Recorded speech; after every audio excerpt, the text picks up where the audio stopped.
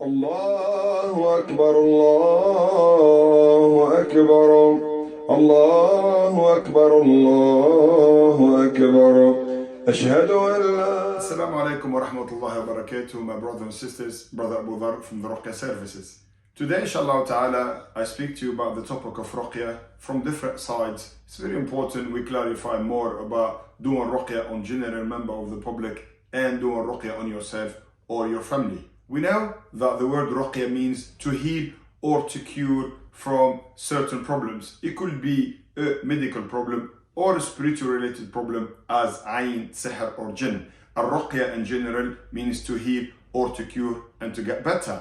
As in Surah Al-Qiyamah, Allah subhanahu wa ta'ala say, after أعوذ بالله من الشيطان الرجيم, وَقِيلَ مَنْ رَاقَ, that when the man will be in his deathbed and he will be close to the moment of death, somebody will say from the family usually, can anybody heal? Raq, can anybody do a ruqya on this person, heal this person? So from the Quranic point of view, a ruqya is to heal.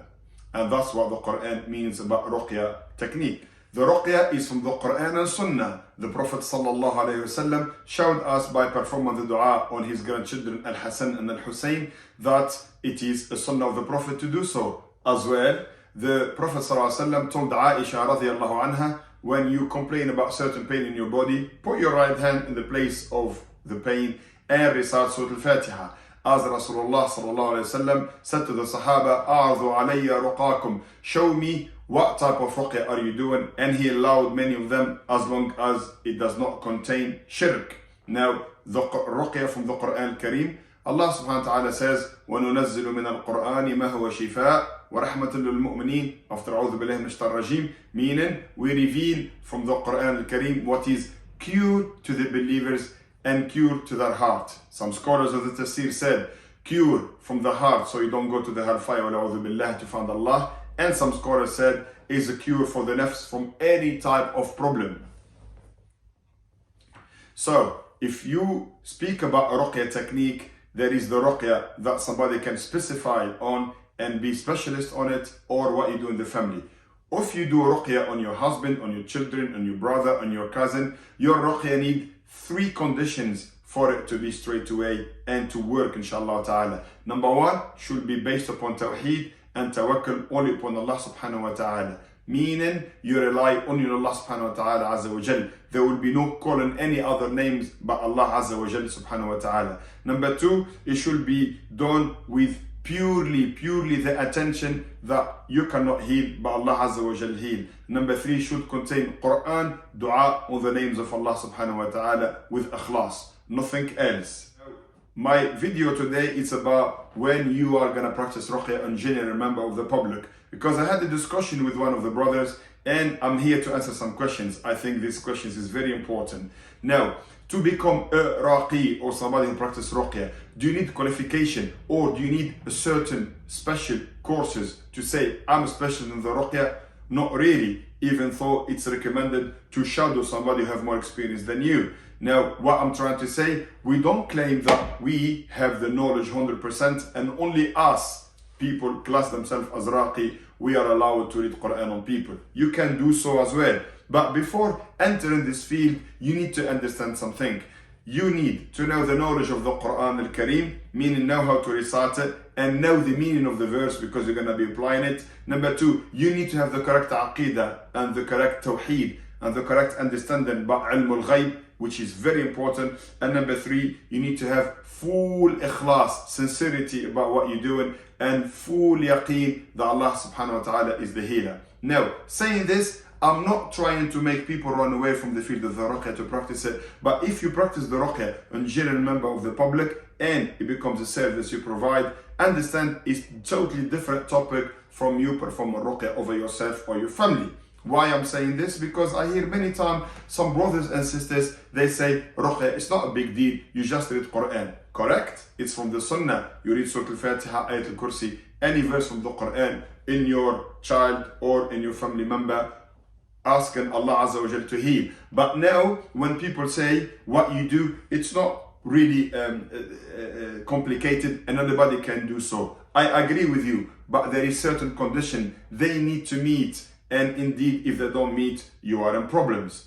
So when you enter the field of the Ruqya, you are gonna have to be ready for three main trials. Number one, you are gonna be targeted by the shayateen, al-a'udhu billah. Yes, the shayateen will be targeting you, and they will be coming close again and again to harm. And this is very known within the people who practice Ruqya and general member of the public. That problem will be common. Number two, we need to understand that the second trial will be people. Sometimes people will try to be all over the place and they don't trust the diagnosis and they blame everything in spiritual problem. When you try to explain to them, people will say, you don't know what you're doing, because they want to hear just they are possessed or they have got black magic. And number three trial will be the money, the payment for the Ruqya, and the ladies, wal-a'udhu billah, the females. Saying this, you are allowed to charge for your Ruqya. You are allowed to ask for a hadiyah for your Ruqya. You are allowed to put fixed price on your Ruqya. Ibn Uthaymeen rahimahullah, Sheikh bin Baz rahimahullah, they all gave a fatwa in this. You are allowed to charge for Ruqya or to make a living from the Ruqya Shar'iyya. Now, what I don't like is when I hear about Iraqi somewhere in the UK, I'm not going to mention his name, he had a phone call from a brother who's not even a Muslim yet, and he tells him, the non-Muslim tells him, I have black magic in the stomach, can you heal me from the black magic on the stomach? This sheikh told him, bring 1,500 pounds with you, and all what it takes, 2 hours, and I will make this black magic go away. I'm sorry, you're just making extra cash and extra money from this person, and you should fear Allah subhanahu wa ta'ala. So number two, which is a big fitna, what we said, it is ladies, females, they're gonna come to you, you're gonna have Ruqya from them. If you're not married, make sure that you are married before you practice Ruqya, because you're gonna see females, sometimes Raqi doing the mistake to see the females without mahram, and mistakes can happen. You have to be important point. Do the Christian or the Jew or any other religions or culture practice Ruqya? Yes, they call it spiritual healing or they call it Ruqya. We call it Arabic Ruqya because Allah said in the Quran the word Raqa, Yarqi wa qila marraq. So my question is this: somebody told me you don't need to pray to practice Ruqya. That's not correct. You will need to pray. You need to be on the top of your salat, and indeed your prayer in itself, it's a Ruqya. So how come you see an exorcist who is holding the cross and he's saying, by the name of the Son, of the Father, the Holy Spirit, we heal this case, and the case get healed? Simply because the shaitan will mislead them. Their Ruqya is containing shirk, associating others with Allah subhanahu wa ta'ala. But yet, why will the result happen? Because the shaitan, wal-a'udhu billah, will misguide them, will make them believe that they have a result, because then for this practitioner is gonna believe that he's actually doing some good, and he's gonna believe that actually he's healed the person. He makes the practitioner and the person fall into shirk, and therefore he will help into the case the shaitan, la'anahullah. He will do some work to that patient and then make everybody fall to shirk, therefore into kufr, disbelief, therefore into the hellfire. Now, we need to understand any Ruqya that contain asking others than Allah subhanahu wa ta'ala, it is not at any time classed as a Ruqya Shar'iyya. We call it a Ruqya Shirkiyya, and it's not allowed and it's dangerous to practice. Conclusion in my video: you don't need a certification, you don't need certain qualification to perform Ruqya. Ruqya is a field of ijtihad.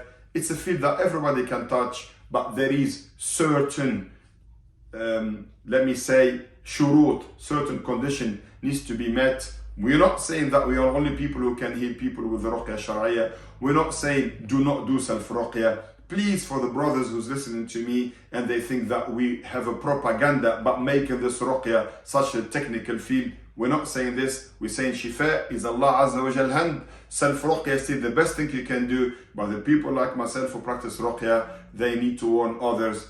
It's not an easy field. However, when you welcome, may Allah subhanahu wa ta'ala enter it. May Allah subhanahu wa ta'ala make you enter this field. You welcome, and you will see the trials with your own self. Brother Abu Dharr from the Ruqya services. Wassalamu alaikum wa rahmatullahi wa barakatuh. Till the next video.